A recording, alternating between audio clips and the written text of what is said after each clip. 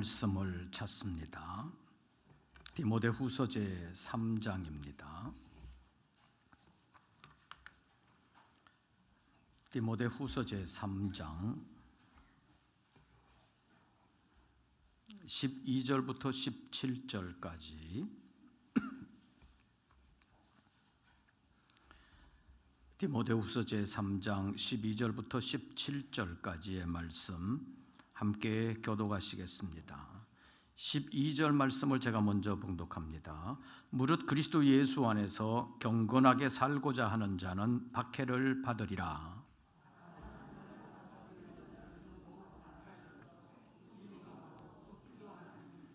그러나 너는 배우고 확신한 일에 거하라. 너는 내가 누구에게서 배운 것을 알며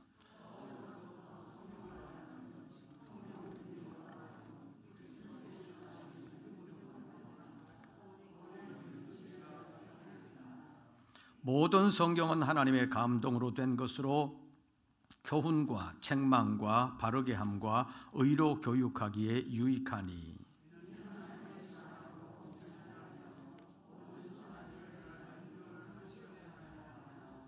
아멘. 광고 말씀을 먼저 드립니다. 오전에 쓰레기 배출과 관련해서 잠깐 말씀을 드렸었는데 각 부서에서 특별히 유의해 주시기를 바랍니다. 그리고 예배 후에 당회에 잠깐 모이겠습니다. 1층 갈릴리홀에서 당회에 잠깐 모이겠습니다. 지금 그 부서 예배실 옮기는 문제와 관련해서 잠깐 논의하겠습니다. 우리 장로님들은 예배 후에 1층 갈릴리홀에 모여주시기를 바랍니다. 이제 말씀을 상고하겠습니다.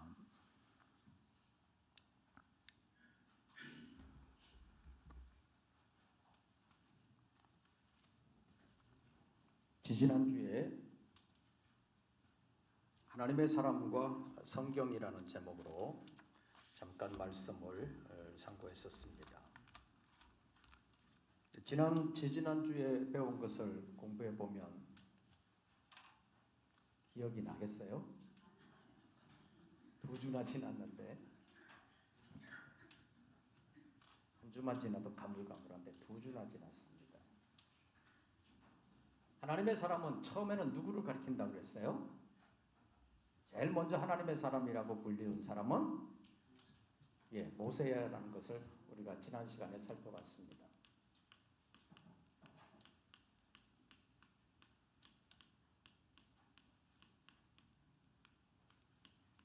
그래서 모세가 살았을 때 하나님의 사람이라고 불린 것은 사실은 아니지만 모세가 죽고 난 후에 모세를 가리켜서 다 하나님의 사람이다 이렇게 불렀습니다. 그래서 성경을 보면 신명기 33장에도 모세가 죽을 때 이런 축복의 말씀을 했다라고 말하면서 하나님의 사람 모세 이렇게 표현하고 있습니다. 그런데 그것은 아마 모세가 죽고 난 후에 모세를 가리켜서 그렇게 붙였을 것이라고 볼 수 있습니다.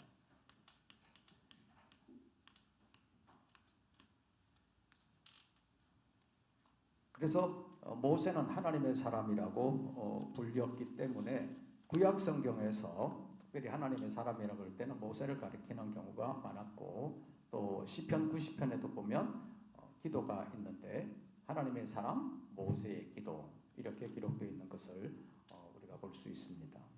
그런데 신약으로 넘어오면서 하나님의 사람이라고 직접적으로 또 불렸던 사람도 있기는 하지요. 모세 말고 디모데전서 제6장에 보면 바울이 디모데에게 편지하면서 오직 너 하나님의 사람아 이렇게 표현하고 있습니다. 그러니까 처음에는 모세만 하나님의 사람으로 불렸다가 그 다음에 우리가 지난 시간에 살펴본 대로 다른 또 누구도 선지자도 그 대표적인 사람이 사무엘이기는 하지만 선지자도 하나님의 사람이라고 불렸고 신약으로 오면 디모데도 하나님의 사람이라고 바울에 의해서 불렸다는 것을 알 수 있습니다. 이렇게 보면 바울도 당시에 하나님의 사람이라고 불렸을 가능성이 다분히 있습니다. 왜냐하면 성경에 구체적인 기록은 없지만 디모데보다는 바울이 훨씬 더 많은 일들을 감당했고 많은 사람들의 인정을 받은 사람이기 때문입니다. 그런데 오늘 본문에 보면 또 하나님의 사람이라는 말이 나오지요. 본문 마지막 절 보십시오. 이는 누구로? 하나님의 사람으로 온전하게 하며 모든 선한 일을 행할 능력을 갖추게 하려 함이라. 지금까지 이런 사람들은 특정한 인물들이 하나님의 사람이라고 불렸지만 이제는 특정한 인물이 아닌 일반적인 신앙의 사람들을 하나님의 사람이라고 부르고 있다는 것입니다. 그래서 그것과 관련해서 지난 시간에 잠깐 살펴보다가 자세하게 살펴보지는 못했는데 신약에 두 가지의 중요한 신앙 고백이 있다고 했습니다. 두 사람의 유명한 신앙 고백인데 베드로의 신앙 고백은 마태복음 16장 16절에서 우리가 너무 잘 알고 있는 대로 주는 그리스도시요 살아계신 하나님의 아들이십니다. 그런 고백이고 그 다음에 두 번째 요한복음 20장에 있는 도마의 신앙 고백에 대해서 잠깐 말씀을 드렸습니다. 이 도마의 신앙 고백에서 도마가 예수님을 향해서 나의 주님이요 나의 주님이시다. 그리고 나의 하나님이시다. 이렇게 표현하고 있습니다.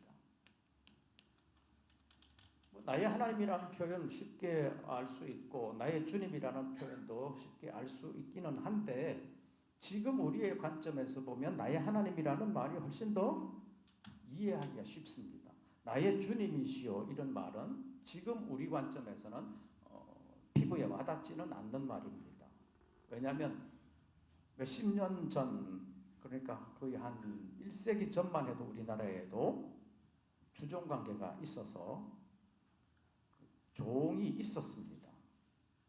주인도 있고 종도 있었어요. 연세가 아주 높은 분들 가운데는 시골에서 남의 집에 모섬으로 간다 또는 식모살이 간다 이런 말들을 1세기 전만 해도 많이 있었습니다. 근데 식모살이를 가든 모섬살이를 가든 가면 누구 말을 잘 들어야 돼요? 주인의 말을 잘 들어야죠. 요즘은 그 사장과 근로자의 관계가 아주 좋아지기도 했고 어떻게 보면 사장 해먹기 너무 힘든 시대가 돼서 근로자들이 사장하고 맞먹으려고 그러잖아요. 요즘 군대는 쫄병 하나 들어오면 지휘관들이 어떻게 하지를 못해요. 옛날 같으면 말 안 들으면 기합 주고 뭐 얼차려 시키고 얼차려도 아니지 옛날에 같으면 그냥 막 기합 주고 두들겨 패서라도 사람 만든다고 그랬었는데 이제는 때렸다가는 난리 나지요. 쫄병 말 안 듣는다고 때렸다가는 지휘관 바로 옷 벗을 수도 있습니다. 그리고 진급해야 되는 그래도 육사 나와가지고 아니면 또 다른 3군 사관학교라든지 이런 사관학교 나와가지고 또는 육군대학 이런 데 나와가지고 어떤 별까지는 승진하고 싶은 사람이 한 번 잘못 보이면 승진은 고사하고 바로 옷 벗어야 되는 그런 상황이 될 수도 있어서 고문관 하나 들어오면 얼마나 신경 쓰는지 모릅니다. 그래서 사람 하나 붙여가지고 나 있는 동안에 사고만 안 내게 해라. 그래가지고 절절절절 매는 그런 모습을 볼 수 있습니다. 그래서 어떻게 보면 인권이 좋아진 것이기는 한데 사회 전체적으로 볼 때 효과적인 사회도 아니고 여러 가지 문제를 만들고 있는 그런 사회가 되어가고 있습니다. 그런 사회 속에서 나의 주님 이런 말이 피부에 와닿지를 않는다는 것입니다. 이것은 주종관계가 있을 때 피부에 와닿는 겁니다. 주종관계가 있을 때는 종은 무조건 주인의 말에 순종해야 돼요. 그리고 주인이 어떤 일을 맡겼을 때 그 일을 어떻게 처리해야 되느냐? 내 마음대로가 아니라 주인의 뜻대로. 아무리 똑똑하고 힘이 있는 종이라 할지라도 연약한 주인의 말을 안 들으면 그날로 끝입니다. 그의 목숨도 부지할 수도 없는 것이 주종관계가 살아있을 때의 상황입니다.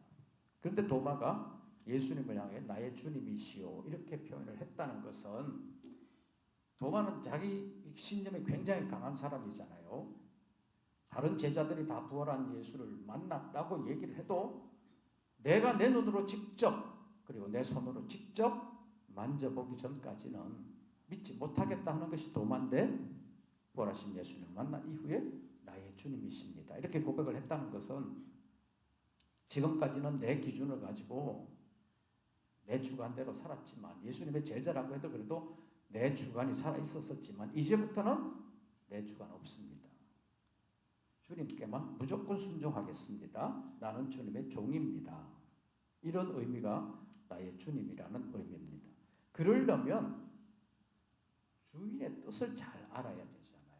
주인의 뜻을 잘 알아야만 진짜 주인을 주님으로 모시는 사람이 될 수 있습니다. 아무리 주님의 뜻이라고 뜻대로 살겠다고 얘기해도 주인의 뜻을 잘 모르면 주인의 마음에 합당한 사람이 될 수가 없습니다.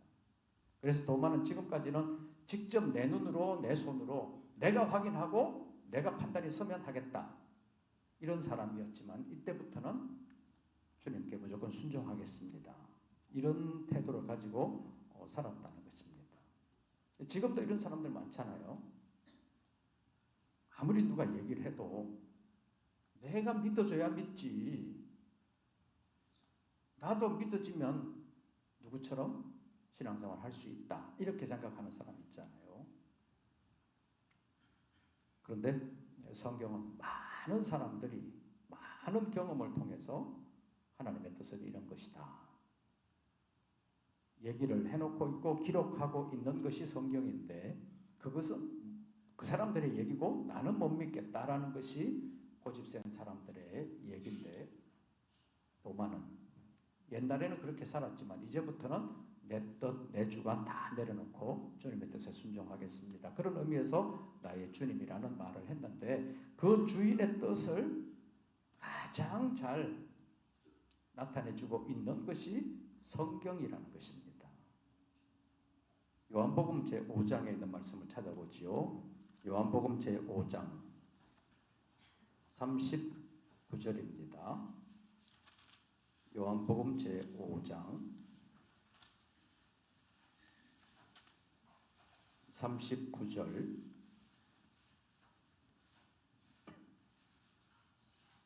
요한복음 5장 39절 우리 다 같이 읽습니다. 너희가 성경에서 영생을 얻는 줄 생각하고 성경을 연구하거니와 이 성경이 곧 내게 대하여 증언하는 것이니라. 너희가 성경에서 뭘 얻는 줄 생각하고? 영생을 얻는 줄 생각하고. 이 성경에서 영생을 얻는다.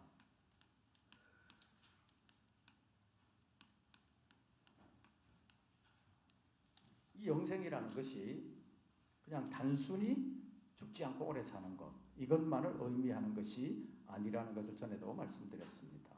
왜냐하면 요한복음 5장 전반부에서 나오는 것이지만, 부활은 예수 믿는 사람만 부활해요? 안 믿는 사람도 부활해요? 안 믿는 사람도 부활하잖아요. 믿는 사람은 무슨 부활? 생명의 부활. 안 믿는 사람은 심판의 부활.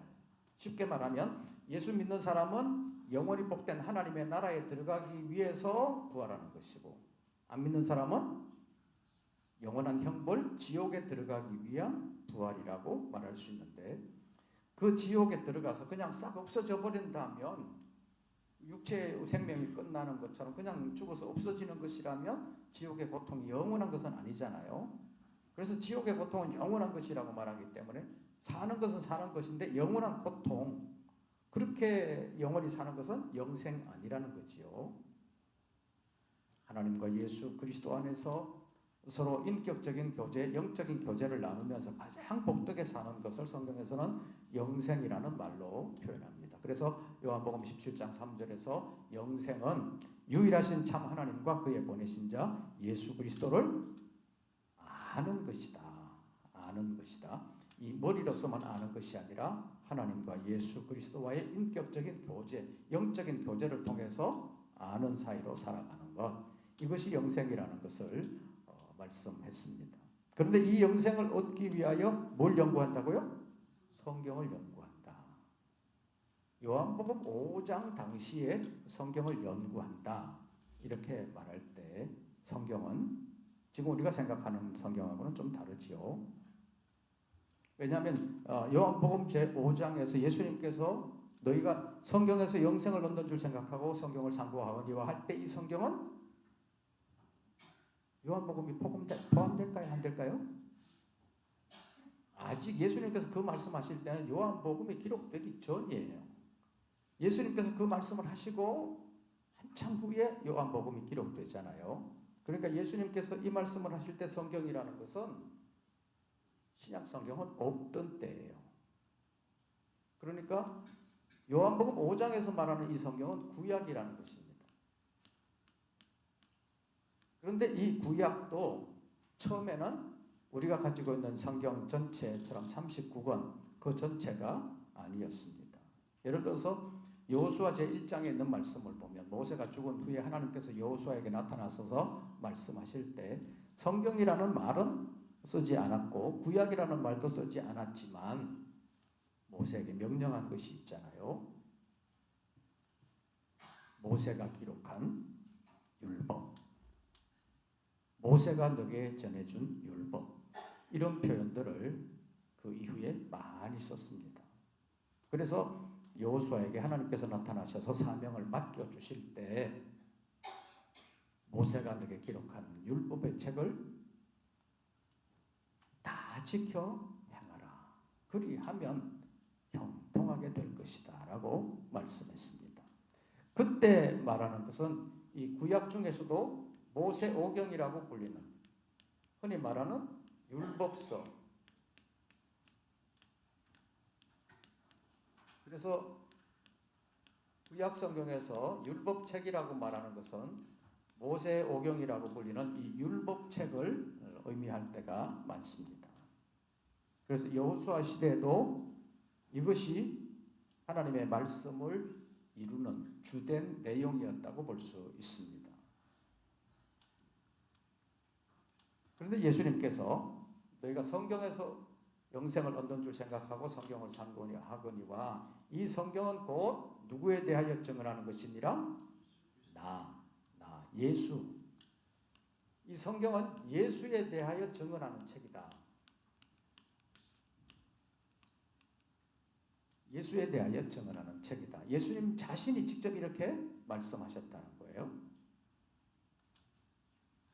그러면 예수님께서 나를 증언하는 책이다 이랬을 때 그것은 구체적으로는 뭐냐?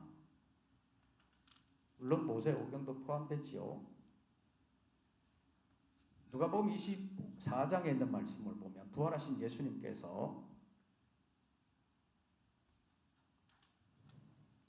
사랑하는 제자들과 함께 엠마오로 내려가다가 그 제자들에게 성경을 풀어주실 때도 그랬고 그 이후에 또 다른 제자들에게 나타나셔서도 말씀하셨는데 성경에 대하여 풀어주시면서 모든 성경에 쓴 바 자기에 관한 것 이것을 풀어주셨다 이렇게 말씀하시는데 모든 성경 그랬을 때 그 성경이 뭐냐? 찾아보겠습니다. 누가복음 제24장 5장 찾았으니까 조금 앞으로 가면 누가복음 24장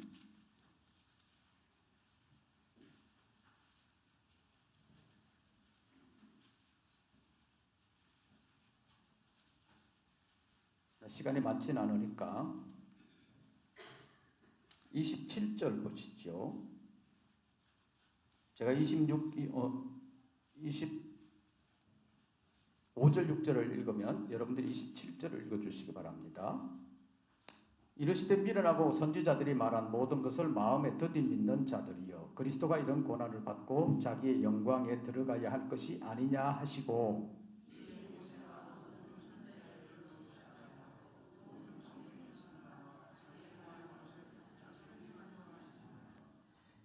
여기 예수님께서 누구의 글로 시작하여? 모세 글로 시작하여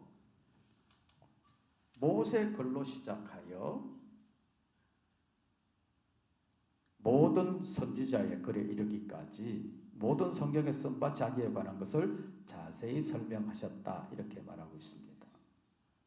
모세의 글로 시작하면서 동시에 모든 선지자의 글로 시작하여 모든 성경에 쓴 바 자기에 관한 것을 자세히 설명하시니라 이렇게 말씀하셨는데 이것을 밑으로 내려가면 조금 더 자세하게 표현하고 있습니다. 44절 보시죠. 44절 또 이르시되 내가 너희와 함께 있을 때에 너희에게 말한 바 곧 모세의 율법과 그 다음 선지자의 글과 그 다음 시편에 나를 가리켜 기록된 모든 것이 이루어져야 하리라. 그래서 여호수아 시대는 모세 율법 이것만 주로 의미를 했는데 그 이후에 누구의 글? 선지자의 글. 그러니까 우리식으로 말하면 선지서, 대예언서, 소예언서 이렇게 불리지만 선지자의 글. 그 다음에 또 시편. 여기에 예수님에 관하여 기록된 것이 많았다는 거지요. 그러니까 이것은 대표적인 구약 성경이잖아요. 구약 성경을 나눌 때 가장 먼저 율법서, 그 다음에 역사서, 그 다음에 선지서, 그 다음에 시편. 이렇게 크게 보면 네 가지로 나누는 경우가 많습니다.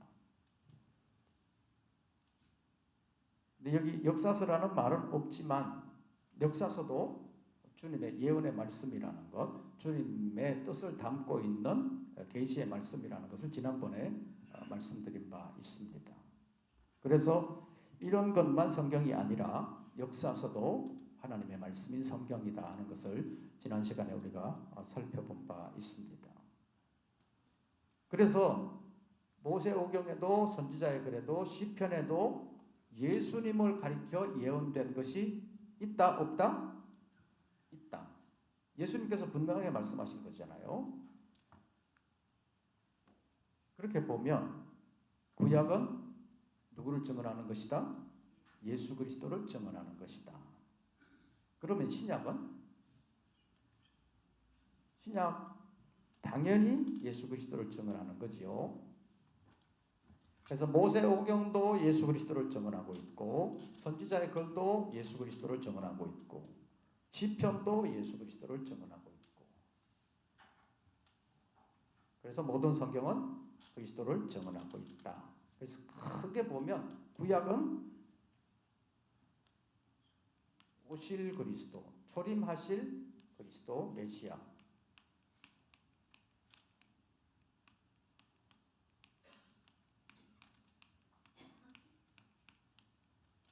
그 다음에 신약은 오신 예수 그리스도. 오신 그리스도를 증언하고 있다. 이렇게 볼 수 있는데 또 이렇게만 보면 또 조금 부족한 것이 있죠. 왜냐하면 예수님은 오실 메시아로 구약 성경에 예언되어 있고 여기는 오신 메시아로 예언되어 있기 때문에 그러면 오실 것이다 예언되어 있고 오셨다 하면 다 된 거 아니냐 이렇게 생각하기 쉽지만 또 다시 오실 예수 그리스도가 있다는 거 우리가 잘 알고 있잖아요. 재림하실 예수 그리스도가 있다는 것을 우리가 압니다.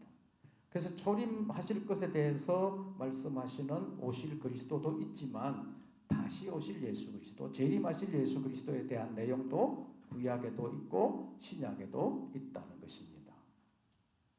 그러니까 초림하실 예수 그리스도에 대한 내용뿐만 아니라 재림하실 예수 그리스도에 대한 것도 구약에도 있고 신약에도 있습니다. 그래서 어쨌든 초림과 재림에 대한 모든 내용들이 신구약 성경에 다 기록이 되어 있기 때문에 신구약 성경은 그리스도를 증언하고 있다. 내게 대하여 증언하고 있다. 이렇게 부르고 있다는 것입니다. 그래서 예수 그리스도는 성경의 중심 인물이다. 그래서 성경의 주인공은 예수 그리스도다. 이렇게 말할 수 있고, 그 다음에 성경은 예수 그리스도로 말미암아 이루실 하나님의 나라를 기록하고 있기 때문에 성경의 주인공이 예수 그리스도라면 성경의 주제는 하나님의 나라다. 그래서 사도행전 마지막 장에 보면 바울이 2년 동안 로마에서 마지막으로 복음을 전하면서 주된 내용이 뭐였느냐? 예수 그리스도와 하나님의 나라였다는 것을 우리에게 말씀하고 있습니다. 그래서 예수님께서 처음에 등장을 하실 때도 회개하라, 천국이 가까이 왔느니라. 회개하라, 천국이 가까이 왔느니라. 천국을 선포하셨다는 것입니다. 마가복음 1장 15절에서도 하나님의 나라가 가까이 왔으니 회개하고 복음을 믿으라. 이렇게 표현하고 있습니다. 그 하나님 나라의 복음을 전해주시기 위하여 직접 오신 분이 예수 그리스도시다. 그래서 예수 그리스도와 하나님의 나라는 성경에서 뺄 수 없는 아주 중요한 부분이라는 것을 성경이 우리에게 보여주고 있습니다. 그런데 이것만 있는 것이 아니라는 것입니다. 하나님의 사람을 위해서 기록된 것이 많다는 것입니다. 본문으로 다시 돌아가죠. 디모데후서 제3장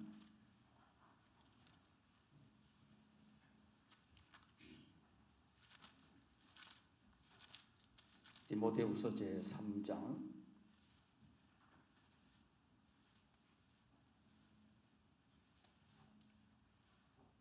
아까 17절을 봤는데요. 여기서 말하는 하나님의 사람이라는 것이 모세를 가리키는 것만도 아니고 디모데를 가리키는 것만도 아니고 바울을 가리키는 것만도 아니라 예수 그리스도를 믿는 모든 사람을 가리켜 하나님의 사람이다. 이렇게 부르고 있다는 것입니다. 그래서 그 하나님의 사람을 위한, 그 하나님의 사람의 유익을 위한 기록이 성경이라고 말할 수 있는데, 예수 그리스도를 전하는 것도 결국에는 이 하나님의 사람들이 예수 그리스도를 통해서 하나님의 나라를 제대로 알게 하기 위해서 성경을 우리에게 주셨다고 볼 수 있는데, 그 내용 가운데 직접적으로는 어떻게 말씀하고 있는지 15절부터 보겠습니다. 14절부터 교독하겠습니다. 디모데후서 제3장 14절. 그러나 너는 배우고 확신한 일에 거하라. 너는 네가 누구에게서 배운 것을 알며. 15절.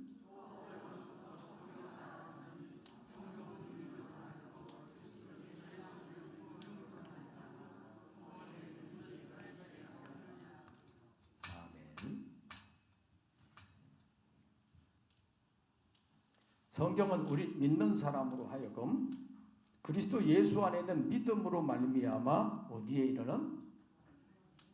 구원에 이르는 지혜가 있게 한다. 그러면 구원을 얻으려면 성경을 봐야 돼요? 안 봐야 돼요? 성경을 알아야 되는 거죠. 성경을 모르면 구원함을 받을 수가 없다고 볼 수 있습니다. 왜냐하면 성경 자체가 예수 그리스도를 증언하는 것인데, 예수 그리스도를 믿어야 구원함을 받는데 예수 그리스도가 누구인지를 제대로 알지 못하면 구원받을 수가 없다는 것입니다. 그래서 성경은 구원에 이르게 하는 지혜가 성경에 있다고 말씀하고 있습니다. 그래서 성경을 알아야 된다는 것입니다. 그래서 전에도 잠깐 말씀드렸었는데, 초창기에 성경을 잘 모르는 사람들은 그냥 지성이면 감천이라고 정성만 기울이면 된다고 생각을 했지만, 그렇게 되면 광명의 천사로 가장하는 사탄에게 속아 넘어갈 가능성이 굉장히 많다는 것입니다. 그래서 예수 믿는 사람들이 착해야 되기는 하지만 예수 믿는 사람들이 너무 깍쟁이처럼 살면 안 돼요. 욕먹어요. 그러니까 착하게 살아기는 해야지만 그렇다고 해서 너무 잘 속으면 돼요, 안 돼요? 너무 잘 속으면 안 돼요. 안 속아야 되는 거예요. 요즘 이제 중동 전쟁 때문에 여러 가지 일들이 일어나고 있고 세계가 지금 시끄러운데 초기 중동 전쟁 때는 아랍이 어떻게 했는지 알아요? 주로 안식일 날 쳐들어왔습니다. 안식일 날은 유대인들이 아무것도 안 한다고 그러잖아요. 성지순례 갔다 오신 분들 얘기를 들으면 안식일이 되면 모든 식당 다 문 닫고 거리가 아주 한산해가지고 아무것도 어떻게 할 수 없는 날이 안식일인데 이제 그런 날 쳐들어오게 되면 안식일은 아무것도 하지 말라 그랬다 그래가지고 마땅히 대응도 제대로 못했던 것이 유대인들이었습니다. 근데 요즘 이제 중동 사태를 보면 조금 달라졌다는 거죠. 안식일이라도 쳐들어오면 우리가 대처해야 된다. 그래가지고 이제 조금 달라진 모습이 요즘 보이기 시작한다는 것인데 예수 믿는 사람들이 착해야 되긴 하지만 너무 잘 속는 사람이 돼서는 안 된다는 것입니다. 그래서 악한 사단에게 속아 넘어가는 사람이 아니라 분별의 영을 가져야 되고 그 사탄에게 대적할 수 있는 힘을 길러야 하는 것이 예수 믿는 사람인데 이게 있어야 된다는 것입니다. 지식만이 아니라 지혜가 있어야 되는데 구원에 이르는 지혜가 있게 하는 책이 성경이라고 말씀하고 있습니다. 그 다음 16절 모든 성경은 하나님의 감동으로 된 것으로 교훈과 책망과 바르게 함과 의로 교육하기에 뭐하니? 유익하니. 성경은 구원에 이르는 지혜가 있는 책일 뿐만 아니라 어디에 유익해요? 교훈과 그 다음 책망과 어떻게 함? 바르게 함. 그 다음 의로 교육하기에 유익하다.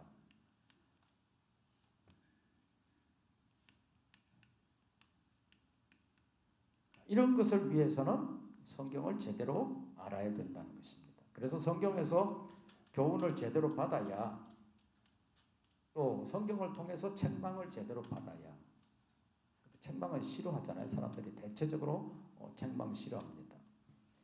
옛날에는 가정에서도 꾸중을 받을 때가 많았고 벌을 받을 때도 많았지요. 옛날에는 사랑의 매라 그래가지고 학교에도 매가 다 있었는데 요즘은 학교에 매 못 걸어놓잖아요. 사랑의 매라고 얘기해도 안 통하는 거예요. 아예 훈육 금지. 이게 지금 요즘 시대의 교육이라고 볼 수 있습니다. 그래서 지난번 교육감 선거할 때 잠깐 말씀드렸었는데 애들한테 다 맡겨두는 것이라고. 애들도 한 사람의 인격이라고 그냥 맡겨둔다고 해서 다 잘 되는 것은 아닙니다. 애들은 애들 때의 교육을 받아야 돼요. 잘못하면 책망을 받아야 돼요. 그래서 훈련이 돼야 제대로 된 사람이 되는 거지 훈련 안 되면 책망 안 받으면 제대로 자랄 수가 없습니다. 그래서 학생의 때는 교훈을 받고 책망을 받으면서 인격적인 수양이 돼야 되는 시기라고 볼 수 있는데 지금의 교육체계에서는 그것 자체를 포기해버리는 교육 상태로 지금 가고 있다는 것이 대단히 우려되는 바입니다. 그런데 요즘 교육감들이 그런 방향으로 가고 있잖아요. 외국은 이미 그렇게 갔습니다. 그러니까 자녀들이 원치 않으면 부모도 어떻게를 못해요. 가정이 교육의 현장이어야 되는데 부모는 이미 교육을 할 수 있는 위치에서 떠나버린 사람이 됐습니다. 지금 우리나라 상황으로 보면 어쩔 수 없이 부부가 같이 맞벌이를 한다든지 아니면 무슨 일 때문에 그래서 자녀들과 만날 수 있는 시간도 없고 교육할 수 있는 시간도 없고 애들 공부 봐줄 수 있는 시간도 없고 그래가지고 전부 끝나면 바로 학원으로 이렇게 보내는 사람들이 많지만 그래도 사실은 가정에서 교육적인 기능이 살아나야 합니다. 가정에서 교육적인 과정이 살아나지 않으면 일반 사회인으로서도 교육이 안 되고 신앙의 사람으로서는 더 말할 것도 없고 그래서 오전에도 잠깐 말씀드렸었는데 가정에서 신앙 교육이 제대로 이루어져야 그 신앙이 자라서도 제대로 선다고 볼 수 있습니다. 그래서 가정에서 자녀들을 이제 여러분들은 연세들이 있으니까 또 손자들 교육할 때 신앙 교육은 가정에서부터 잘해야 된다는 것을 꼭 기억하시기를 바랍니다. 그래서 교훈하고 책망하는 거, 바르게 하는 거 성경적으로 잘 해야만 한 사람의 하나님의 사람으로 온전하게 세울 수 있다는 것입니다. 그것을 위해서 여러분들이 성경 진리 위에 바로 서야 합니다. 그래야 제대로 가르칠 수 있습니다. 애들이 물으면 나중에 크면 다 알게 돼. 뭘 물어? 그렇게 얘기하면 안 된다는 것이요. 특히 신앙의 것은 어릴 때부터 잘 가르쳐야 합니다. 그래서 오늘 성경에 보면 14절 보십시오. 그러나 너는 배우고 확신한 일에 거하라. 너는 내가 누구에게 뭐한 것을 배운 것을 알며 그 다음에 또 언제부터? 어려서부터 성경을 알았나니. 어려서부터 성경을 디모데는 알았다고 표현하고 있다는 것은 디모데는 어렸을 때부터 성경 교육을 받았다. 신앙 교육을 받았다. 그것을 알 수 있습니다. 그래서 우리 교회에서도 전에 한번 하긴 했는데 그 유바디 교육이라고 해서 지금 기독교 교육 계통에서 우리 통합 측에서 장신대 교수들을 중심으로 해서 유바디 교육이라는 걸 하고 있는데 그 유바디라는 것이 뭐냐 하면 유니게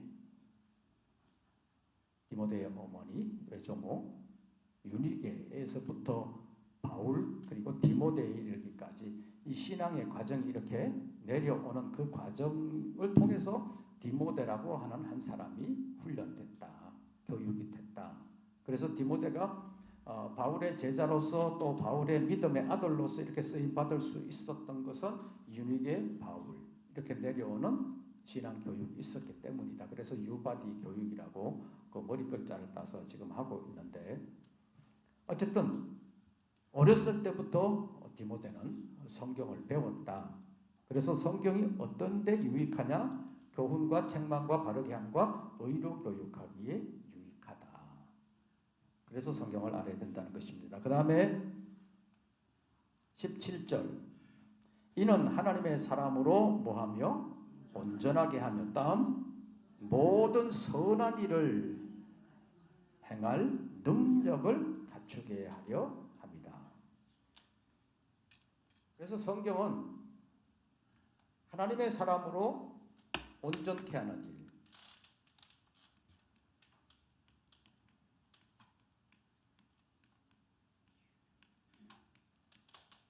하나님의 사람으로 온전케 하려면 뭘 가르쳐야 돼요? 성경을 제대로 가르쳐야 돼요. 성경을 제대로 알아야 하나님의 사람으로 온전하게 된다. 또 하나님이 기뻐하시는 선한 일을 행할 능력도 성경을 제대로 알아야 갖출 수 있다라는 것을 말씀하고 있습니다. 선한 일을 위한 능력.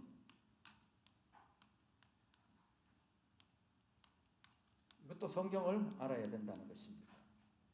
이런 성경을 알아야 된다는 것은 한 80년대, 90년대 우리나라에 들어온 성경 공부 바람. 그 성경 공부 열심히 하면 이런 사람이 될 수 있냐. 그것만 가지고는 부족하다고 볼 수 있습니다. 왜냐하면 성경 공부하면서 성경 지식을 많이 배운 사람 가운데도 이렇게 안 되는 사람들이 많았기 때문입니다. 그래도 전에 종종 말씀드렸었는데 예수 안 믿는 사람들이 예수 믿는 사람들 욕할 때 예수쟁이들은 죽으면 입만 동동 뜬다 그런 말들을 했는데 성경을 배워가지고 이번 유창하게 말을 하는데 삶을 보면 저것들은 도저히 배울 만한 게 없다. 그런 평가를 듣는 사람들도 많았다는 것입니다. 그러니까 성경을 알되 이런 사람을 온전하게 되고 선한 일을 능력을 갖추는 성경을 배워야 되는데 그게 아니라 그냥 머리만 높여주는 지식 교육을 받아가지고 세상적인 지식으로 말하면 박사가 됐다고 해서 다 훌륭한 사람이 된 것은 아니잖아요. 지식으로서는 박사가 됐을런지 모르지만 인격적으로는 성숙되지 못한 사람도 많다고 볼 수 있습니다. 그러니까 하나님의 말씀인 성경을 하나님의 사람을 온전하게 되는 성경으로 배워야지, 또 선한 일을 행할 수 있는 능력을 갖추는 성경으로 배워서 하나님의 선한 일을 행할 능력을 갖추어야지, 그런 것은 갖추지 않고 성경의 지식 문자만 알고 있는 것으로는 안 된다는 것입니다. 그래서 지난번 수요일 때 말씀드렸죠. 바리새인과 성경이라는 제목으로 잠깐 말씀을 드리면서 바리새인들은 성경에 대한 문자적인 지식은 누구보다도 뛰어났지만 예수님께 책망을 듣는 대표적인 그룹이 될 수밖에 없었던 것은 그들은 머리로서만, 지식으로서만 배웠지 자기를 위한 교훈으로는 받지 않았다는 것입니다.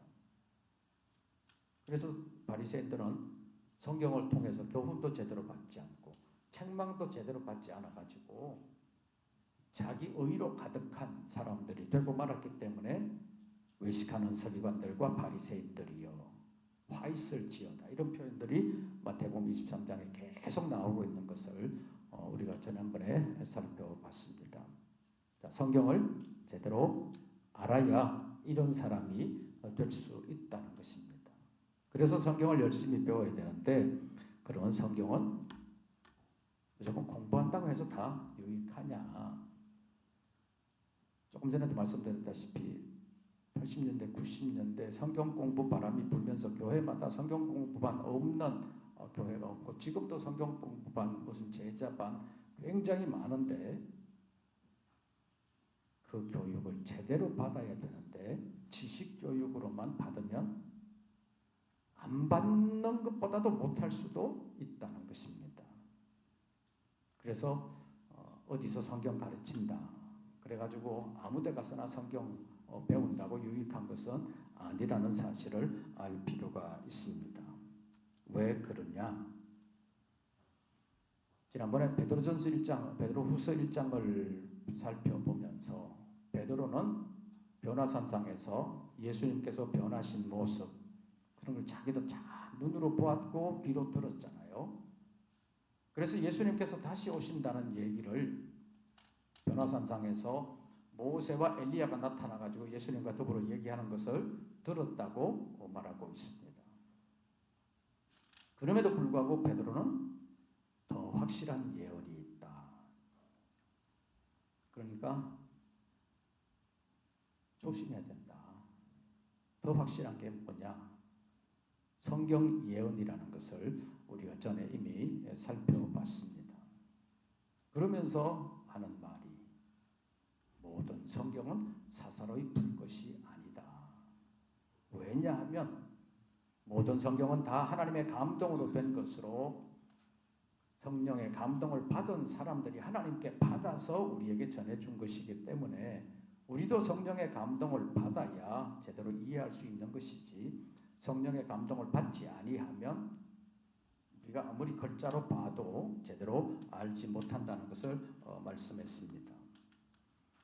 그래서 우리도 성령의 감동을 받기 위해서 주님 앞에서 겸손히 주님을 의지하면서 주님께서 가르쳐 주시기를 원하는 간절함을 가지고 살아야 되는데, 성경을 공부하는데도 아까도 말씀드렸다시피 사사로이 풀 것이 아니라고 했는데 사사로이 푸는 사람들이 있다고 말씀하고 있습니다. 그래서 베드로후서 제3장에 있는 말씀을 보면 베드로가 바울을 인정하고 있습니다. 바울을 예루살렘 교회에서 이방인의 사도로 예루살렘 교회 그 회의에서 야고보를 비롯한 베드로가 인정을 했습니다. 그러면서 주님의 오심에 대하여 바울이 편지를 썼는데 그 가운데 더러는 어려운 것이 있다 이렇게 표현합니다. 베드로가 볼 때도 바울의 편지에서 예수님의 재림과 관련한 교훈에는 어려운 것이 들어있다. 그런데 이 어려운 것을 어떤 사람들이 다른 성경과 같이 억지로 풀다가 스스로 멸망에 이르느니라 이런 표현을 쓰고 있습니다. 억지로 푼다는 것은 안 풀리는 것을 억지로 푸는 것만이 아니라 교묘하게 푼다는 것을 말하는 것입니다. 일반적인 성경 해석과 달리 자기 말이 할 수 있는 것처럼 교묘하게 꾸며가지고 사람들로 하여금 혹하게 만드는 그런 사람들이 그 당시에도 있었고 지금도 있다고 볼 수 있습니다. 그런데 그렇게 교묘하게 푸는 것 때문에 사람들이 혹해가지고 끌려가는 경우가 있지만 그렇게 되면 그런 사람들도 스스로 멸망에 이를 뿐만 아니라 그 사람을 따라가는 사람도 다 멸망의 길을 갈 수밖에 없다는 것입니다. 그럼 어떻게 해야 되냐? 멀리 하면 되냐? 그것도 온전한 해결책은 아니라는 것입니다. 그래서 바울의 편지 가운데 주님의 재림과 관련해서 더 어려운 것이 있다고 말을 했는데 바울의 책만이 아니라 예수님의 오심 가운데 다시 오심에 대해서 여러 예언들이 신구약 성경에 다 있다는 것을 아까 말씀드렸는데 그 재림과 관련해서 여러 가지 어려운 것이 있습니다. 그래서 옛날에는 아예 그런 것은 잘못 따르면 이단된다고 그래가지고 아예 살펴보지를 않았습니다. 그러다가 80년대 후반 사람들이 계시를 받았다고 하는 사람들이 많아지면서 교묘하게 성경을 풀어가지고 예수님은 1992년도에 재림하신다. 그것도 한국으로 재림한다고 그래가지고 1992년 시한부 종말론이 있었던 것을 여러분들도 아십니다. 그때 우리는 어떻게 했습니까? 그들이 말하는 1992년의 예수 재림설은 성경적으로 옳지 않다라는 것을 미리 말씀을 드렸었습니다. 그래서 1992년이 돼도 그 사람들이 말하는 것은 사실이 아니다. 그래서 우리 교회 성도들 가운데는 미혹되는 사람이 한 사람도 없었었는데 상당히 많은 사람들이 아예 예수님의 재림에 대해서는 몰랐기 때문에 예수님의 재림은 오늘도 될 수 있고 내일도 될 수 있고 뭐 오늘 밤에도 될 수 있으니까 그들이 말하는 그때가 될 수도 있지 않겠나. 아닌 것 같기는 하지만 아니라고 확실하게 말할 수도 없는 거 아니냐. 그렇게 생각했던 사람들이 그 당시에도 많이 있었다는 것을 우리가 이미 알고 있습니다. 그러나 우리는 그들이 말하는 예수님의 재림의 징조라고 말하는 것이 진짜 예수님께서 말씀하신 재림의 징조가 아니었다는 것을 미리 말씀을 드렸고 성경을 통해서 우리가 공부를 했기 때문에 혼동되는 일이 없었는데 앞으로도 그런 일들이 많이 있을 것입니다. 앞으로도 기적과 함께 그런 교묘하게 풀어가는 일들이 생기면 미혹당하는 사람들이 꽤 많이 있을 것인데 베드로는 그래서 어떻게 해야 되냐? 조심하고 삼가야 되기는 하지만 어떻게 해야 되는지 베드로후서 제3장을 찾아보고 기도하겠습니다. 베드로후서 제3장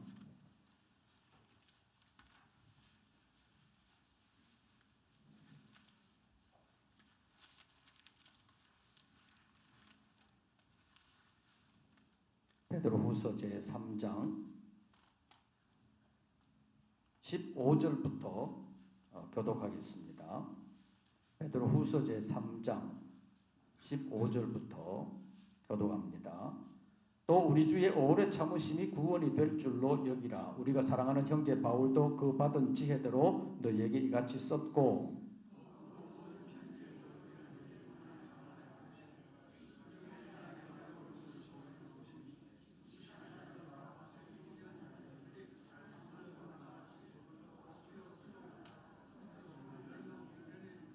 그러므로 사랑하는 자들아 너희가 이것을 미리 알았은즉 무법한 자들의 미혹에 이끌려 너희가 굳센 데서 떨어질까 삼가라.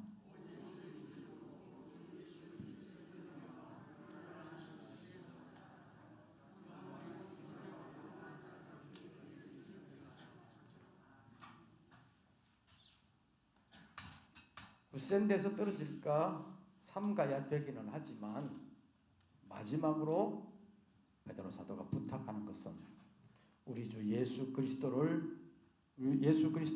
은혜와 그를 아는 지식에서 어떻게 하라? 은혜와 지식에서 자라가야 된다 이렇게 표현하고 있습니다.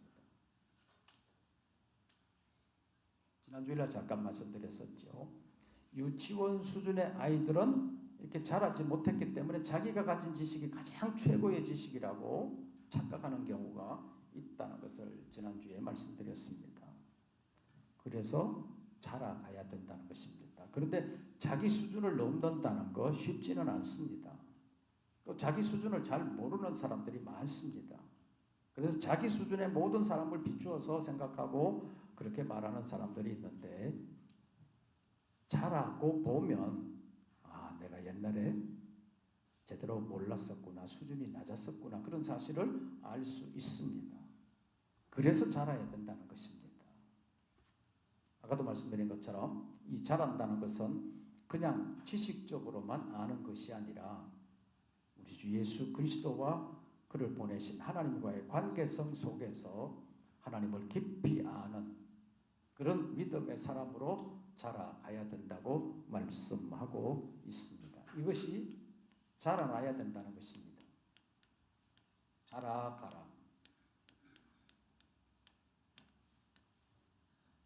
우리의 믿음이 예수 그리스도의 은혜와 그를 아는 지식에서 자라가야만 이 험악한 시대 속에서 진리를 올바르게 분별할 뿐만 아니라 믿음의 사람으로서 사명을 감당하면서 살아갈 수가 있습니다. 시대는 점점 더 혼란스럽습니다. 점점 더 예수 믿기 힘든 시대로 가고 있습니다. 그냥 열심만 가지고 되는 것이 아니라 예수 그리스도의 은혜와 그를 아는 지식에서 자라야만 하나님의 사람으로 온전하게 되고 하나님의 선한 일을 행할 수 있는 능력을 갖추게 된다는 것입니다. 그래서 마침내 구원에 이르는 지혜를 통해서 하나님의 나라를 유업으로 얻는 하나님의 백성이 되는 것입니다. 여러 가지로 어렵습니다.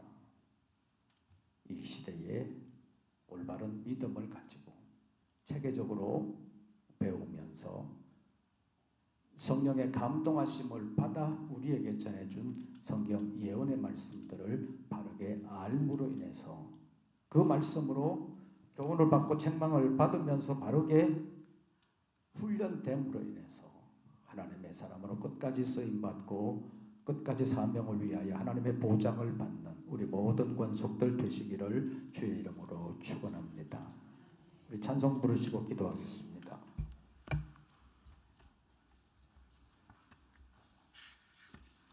찬송가 546장입니다.